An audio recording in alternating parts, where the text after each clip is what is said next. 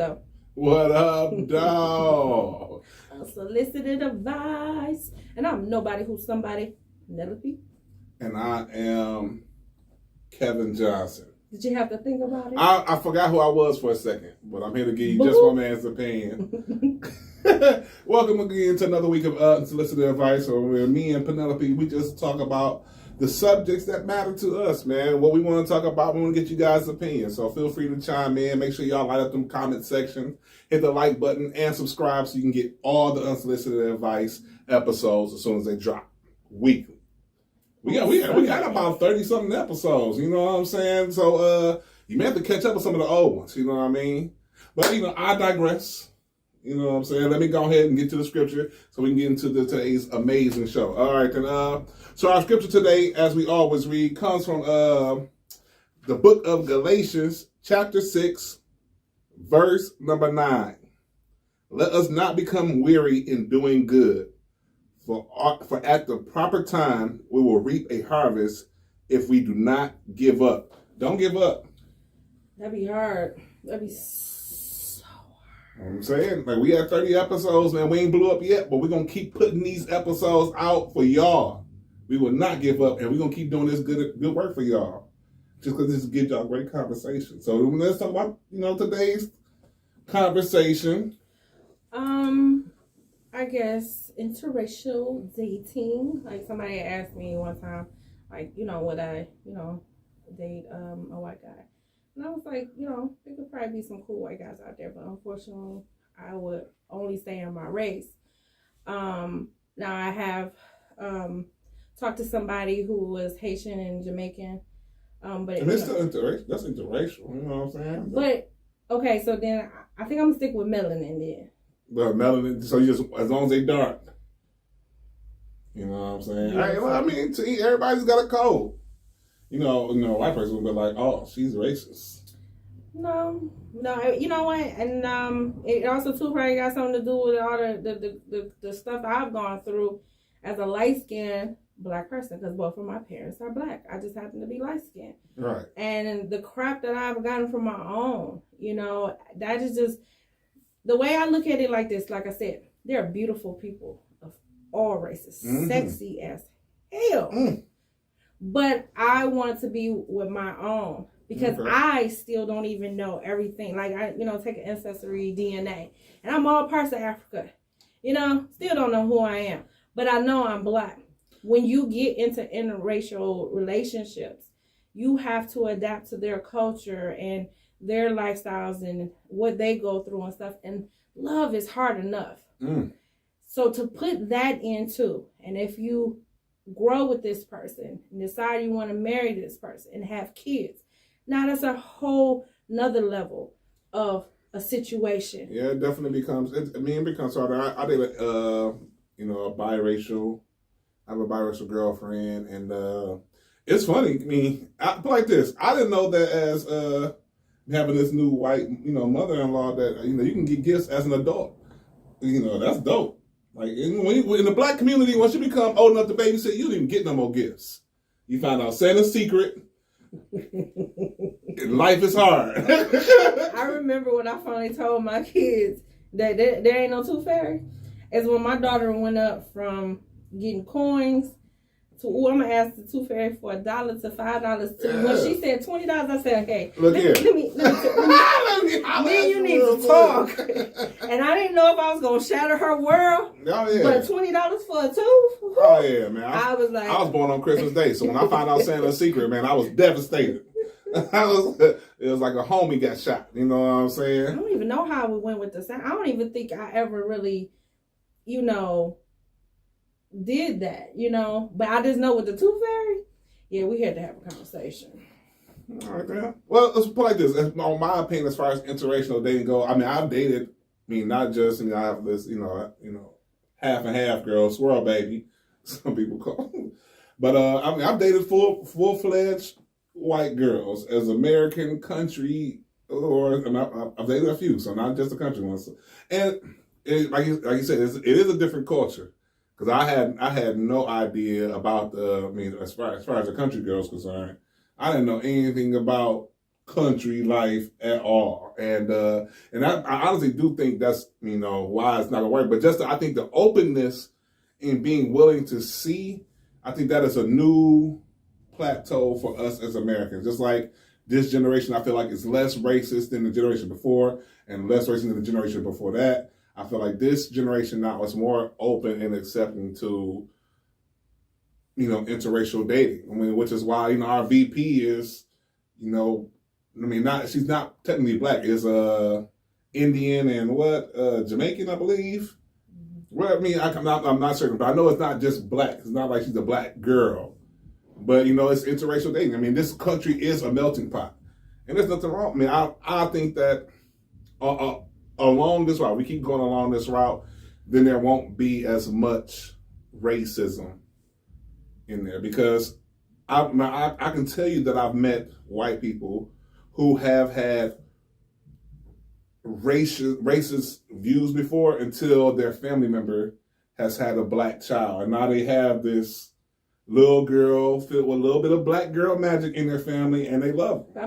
Look at the stuff with, Prince, Prince William? Is it William? Yeah, William and, was it Prince Harry? Is it Harry?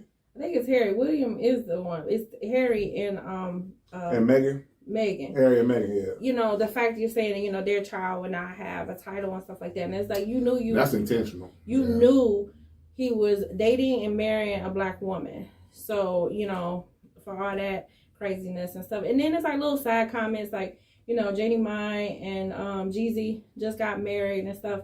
And, I'm black and she darker than me, but she's Vietnamese. She had made a comment, I think a long time ago on the reel, that, black is, her side and white keeps her mean and lean, because at that time she was married to a white guy. Now, a lot of people, took offense to that, because it was like you basically saying, black people is some that you hide or you presented like a two-piece chicken and a biscuit or whatever. So obviously he didn't feel any way about it, because he married her. Yeah, he got one. It's hard for us to get Asians. They don't like us. But there are Asians that, do not like black people, but it's usually in different places. Here, I don't see it too much because it's predominantly black here. So Go ahead. No, they finish. What you say? I was just mouthing to the camera. Oh, it's here. It is? It's here. I haven't experienced it here, but I have experienced it when I lived in Hawaii. And I was getting into it with them big time. Like, straight up. Like, who you talking to? This ain't even your island. Last time I checked, you ain't Hawaiian. Like, and that's how I got cool with the Hawaiians. It was like, hey, Luz, chill. I was like, no, forget that. And all that Detroit confrontation. And that's when I realized that, things is different in, other places and stuff. And then you see some stuff on, social media where some of them will call us the N-word and straight up. But then I know back in the day, when we couldn't even go into the stores and the hotels and stuff like that, the Asians are the ones who had the stores and stuff like that. And that's how we was able to still, feed our family and stuff like that. So I think it's just about people. Because sometimes people can be raised in a racist household and they tell their parents that that's not right. You can't say that. That's not good. So there's beauty in everybody. But I just feel like we go through so much stuff that we don't have nothing to define us. Either we come from North Carolina or we come from Georgia or we come to Louisiana. We have been spreaded all over the place, but other people still have their culture. If Hispanics come over here, Mexican, Puerto Rican, whatever, they still have, their great grandmother's recipe. Or if they're Jamaican, they can say that their great grandmother or father is in Jamaica or in Haiti and stuff like that. So they still have their culture. But a lot of us, we really don't. We might, like if I took a test, it said I had like Georgian roots. Well, a lot of my people came from Georgia. So my people came from Mississippi. But I'm from here. So that is just a lot when you incorporate that in a relationship along with religion and all that.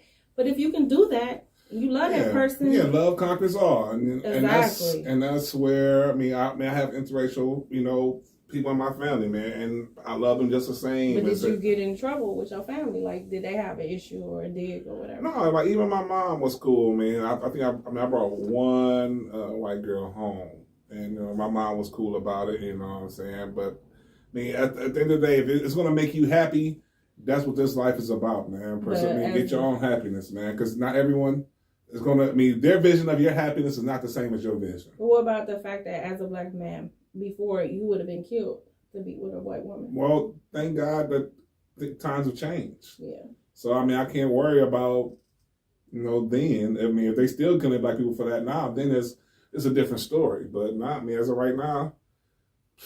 I guess my thing is, like, if I was around somebody who's a different race and stuff like that, and over time and stuff, and I happen to just be around that person, but what I'm saying is, because I feel the way I feel, I wouldn't even let myself get close to somebody who's of another race, because love, like you said, love is love. Right. And a man and a woman, that is inevitable.